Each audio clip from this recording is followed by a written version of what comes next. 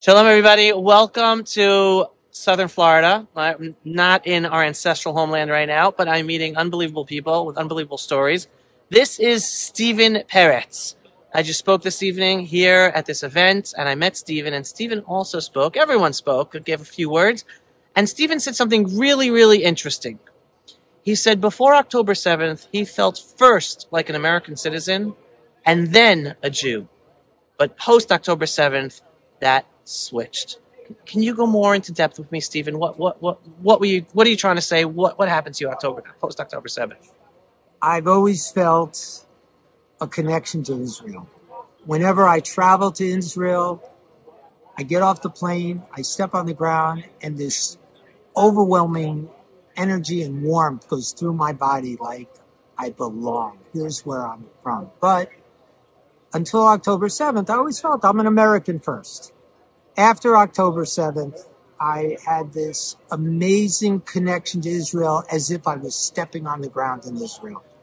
And I always think of myself now, I'm a Jew first and an American second.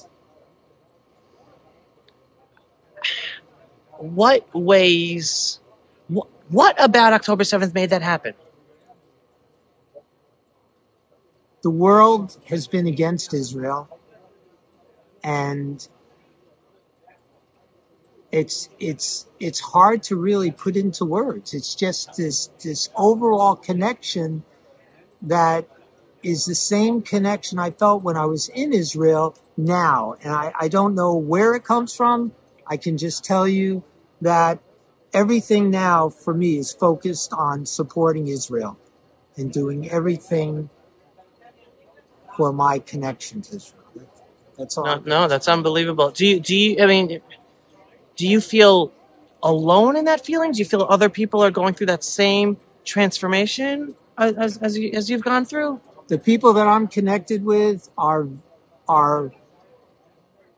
very strongly moving their entire focus towards Israel.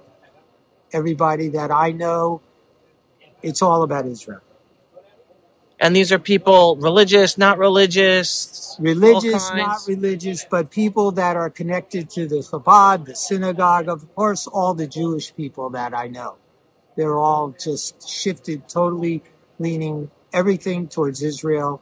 I just wish that the non-Jews would recognize what the heck is really going on.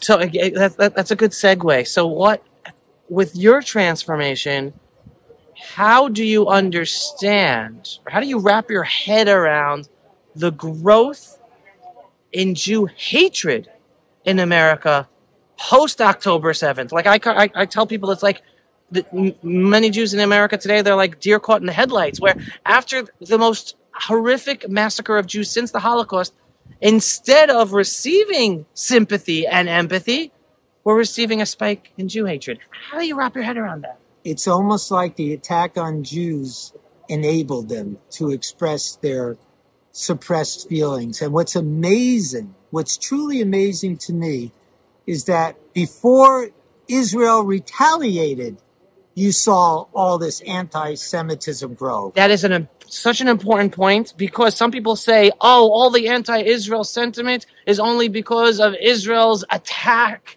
in response to October 7th, and they don't know that October 8th, there were anti-Israel protests, pro-Hamas protests in the streets across America with signs and from the river to the sea. October 8th, 2 weeks before Israel began its defense and attack of Gaza in order to return our captives and end the evil there.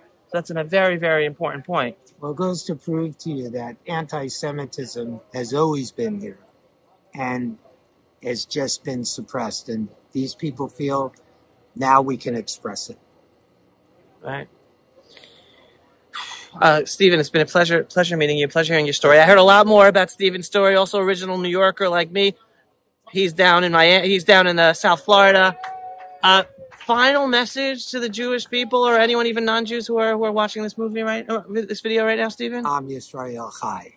That's my message. There you go. Am Yisrael Chai. May everyone tap into their inner soul, Jew or non-Jew, and take that spirit. Take that spirit of pride if you're Jewish in your Jewish identity. If you're not Jewish, pride in the Jewish people standing up for good and morality in a world where we're seeing support for immorality and evil growing around us, like literally around us everywhere, especially around the world in America. Stephen, thanks so much for sharing. Thank you. I appreciate that. All right.